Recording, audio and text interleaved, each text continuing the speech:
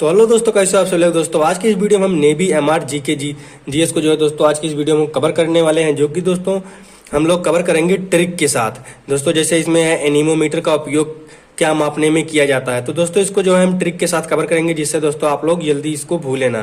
तो चलिए दोस्तों वीडियो को शुरू करते हैं। यदि आप लोग दोस्तों ध्यान से इस वीडियो को देख लेते हैं तो दोबारा जो है दोस्तों आप लोगों को जो है वीडियो देखने की जरूरत नहीं पड़ेगी। और आप लोग जो है दोस्तों इस वीडियो को जो है यदि आसानी से अच्छे से देखते हैं तो दोस्तों आप लोग इस वीडियो में जो भी बताया जाएगा आप लोग आसानी से समझ पाएंगे, और ट्रिक के साथ आप लोग जो है जल्दी भूलेंगे नहीं। ठीक है, तो पहला क्वेश्चन है दोस्तों, एनीमोमीटर का उपयोग क्या मापने में किया जाता है। दोस्तों इस वीडियो में जो कुछ भी यहाँ पर मैं बोलूँगा एक तरीके से जो है आप सभी को ये सिर्फ याद करने के लिए जो है मैं बोलूँगा। ठीक है, तो एनीमोमीटर का उपयोग क्या मापने में किया जाता है। तो एनीमोमीटर, तो देखिए एनीमो यहाँ से आपको क्या आ जाता है, नीम। तो एक बच्चा रहता है, वह जो है क्या करता है, नीम पर चढ़ जाता है। तो नीम पर चढ़ने के बाद जो है क्या होता है, वह क्या लेकर चढ़ता है, मटर को। मीटर से मटर, तो यह नीम के पेड़ पर चढ़ता है, क्या लेकर के चढ़ता है, मटर को लेकर के चढ़ता है।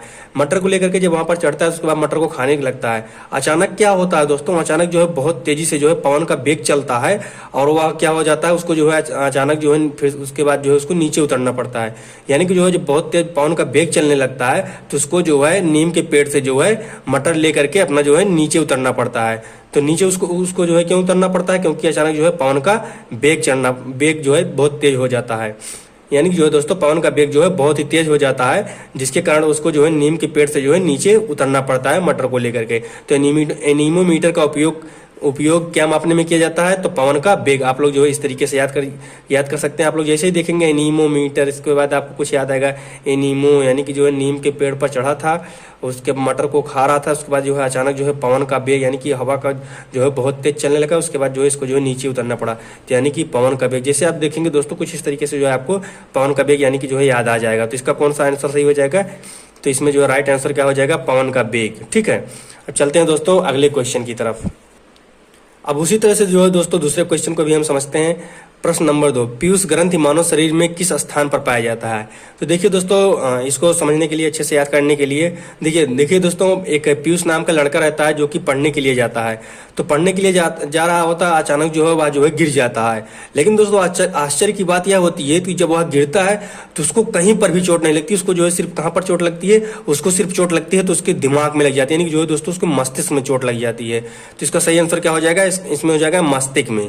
तो पीयूष ग्रंथि मानव शरीर में किस स्थान पर पाई जाती है, मस्तिष्क में। जब आप इस तरीके से इसको देखेंगे, पीयूष ग्रंथि मानव शरीर में किस स्थान पर पाई जाती है, पीयूष ग्रंथि, तो आपको कुछ याद आएगा। पीयूष नाम का लड़का था जो कि पढ़ने जा रहा था, और उसके बाद जो है उसको जो है जब वह गिरा तो उसको जो है कहीं चोट नहीं लगी, लेकिन उसको जो है दिमाग में जो है उसकी चोट लग गई।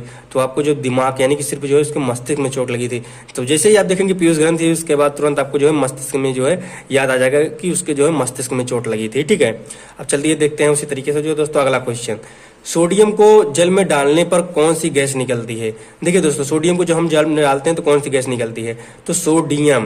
तो सोडियम आपको डीएम से जो है आपको जो है डीएम याद आ रहा होगा, डीएम।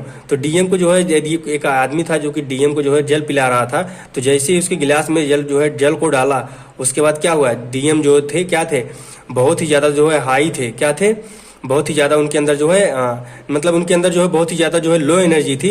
लेकिन जैसे ही जल को देखा, क्योंकि थक गए थे डीएम, जो है काम वाम करके आए थे वही अपना डीएम, उसके बाद थक गए थे। उसके बाद जैसे ही उनके गिलास में जो है जल डाला गया उनको देने के लिए, वैसे उनके अंदर से क्या हो गया, उनके अंदर से उनकी जो एनर्जी थी हाई थी, वो सॉरी लो थी। उसके बाद क्या हो गया, जैसे ही उनके गिलास में जो है जल को डाला गया, वैसे उनकी एनर्जी कैसे हो गई, हाई हो गई। तो उनकी एनर्जी हाई हो गई, तो यानी कि आपको जो है क्या याद आ जाएगा, हाइड्रोजन। क्या याद आ जाएगा, हाइड्रोजन।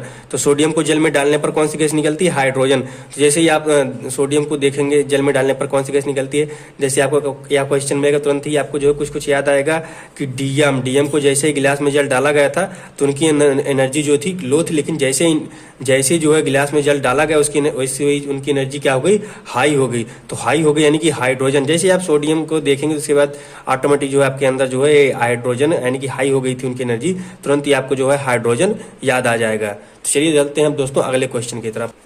तो चलिए देखते हैं दोस्तों उसी तरीके से अगला क्वेश्चन, प्रश्न नंबर 4। देखिए दोस्तों इसमें है मोमबत्ती का जलना कैसा परिवर्तन है।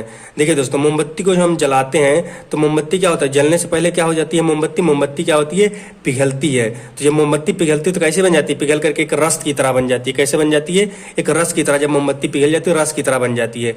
तो जैसे ही आप देखेंगे इसमें से रासायनिक परिवर्तन, रासायनिक यानी कि रस बन जाती है, रस की तरह बन जाती है मोमबत्ती जलने से पहले, तो आपको तुरंत ही याद आ जाएगा रासायनिक परिवर्तन। ठीक है, जैसे आप देखेंगे मोमबत्ती तो आपको याद आएगा दिमाग में जलने से पहले मोमबत्ती का जलना कैसा परिवर्तन है, तो आपको दिमाग में आएगा कि मोमबत्ती के जलना यानी कि जलने से पहले मोमबत्ती जो है पिघलती है। जो पिघलती है तो कैसे तरीके से हो जाती है, एकदम पानी की तरह, रस की तरह हो जाती है। तुरंत आपके दिमाग में आ जाएगा कि रासायनिक परिवर्तन है। ठीक है, तो मोमबत्ती का जलना कैसा परिवर्तन है, रासायनिक परिवर्तन है। ठीक है, अगला क्वेश्चन देखते हैं, क्वेश्चन नंबर 5। मानव शरीर में हीमोग्लोबिन का क्या कार्य होता है। तो सॉरी दोस्तों, प्रश्न नंबर 5 है शरीर में हीमोग्लोबिन का क्या कार्य होता है। तो शरीर में हीमोग्लोबिन, तो हीमो से आपको याद आ जाएगा हिम, यानी कि हीमो से आपको क्या याद आ जाएगा, होम। तो होम में अगर हम किसी को क्या करते हैं, बंद कर देते हैं तो उसको क्या हो जाती है, उसकी सांसें जो है फूलने लगती है। क्या होती है, उसकी सांसें जो है फूलने लगती हैं। जब उसकी सांसें फूलने लगती है तो क्या हो जाता है, उसका जो ऑक्सीजन का परिवहन है, यानी कि ऑक्सीजन का जो परिवहन है क्या हो जाता है, कम हो जाता है। यानी कि ऑक्सीजन जो है सांस ही नहीं ले पाता है, यानी कि ऑक्सीजन का परिवहन होना कम हो जाता है। तो जैसे ही आप देखेंगे शरीर में हीमोग्लोबिन, तो हीमो से आपको जो है तुरंत याद आएगा, जो है हीमो से क्या याद आएगा, होम। जैसे ही होम आएगा तो इसका मतलब आपको याद आ जाएगा थोड़ा थोड़ा कि जो है यदि किसी व्यक्ति को जो है हम कमरे में बंद कर देंगे तो उसको जो है सांस लेने में, यानी कि जो है उसके पास जो है ऑक्सीजन की कमी हो जाएगी, यानी ऑक्सीजन का परिवहन होना जो है कम हो जाएगा। तो तुरंत ही आपको याद आ जाएगा कि ऑक्सीजन का परिवहन का काम होता है। तो हीमोग्लोबिन का क्या काम होता है, ऑक्सीजन का परिवहन होना। जैसे आप देखेंगे हीमोग्लोबिन का कार्य तुरंत ही आपको दिमाग में आ जाएगा कि हीमो यानी कि हीमो का मतलब हो जाएगा होम, यानी कि जो है क्या हो जाएगा, यदि आप किसी को घर में बंद करेंगे तो उसका जो है सांस लेने में दिक्कत होगी, यानी कि जो है ऑक्सीजन का परिवहन होना कम हो जाएगा। तो इस तरीके से जो है आप लोग याद कर सकते हैं। तो दोस्तों अभी जो है और भी क्वेश्चन है हमारे पास इसी तरीके से, लेकिन दोस्तों वीडियो को ज़्यादा लंबी नहीं करेंगे, इसलिए जो है दोस्तों इस वीडियो को जो है यहीं पर समाप्त करते हैं। आशा करते हैं दोस्तों आपको जो है वीडियो पसंद आया होगा। यदि आपको और ऐसी वीडियो चाहिए तो हमें कमेंट में जरूर बताइएगा। तो नेक्स्ट वीडियो बहुत ही जल्दी मिलते हैं आप सभी के साथ नेक्स्ट वीडियो के साथ। तब तक के लिए जय हिंद, जय भारत।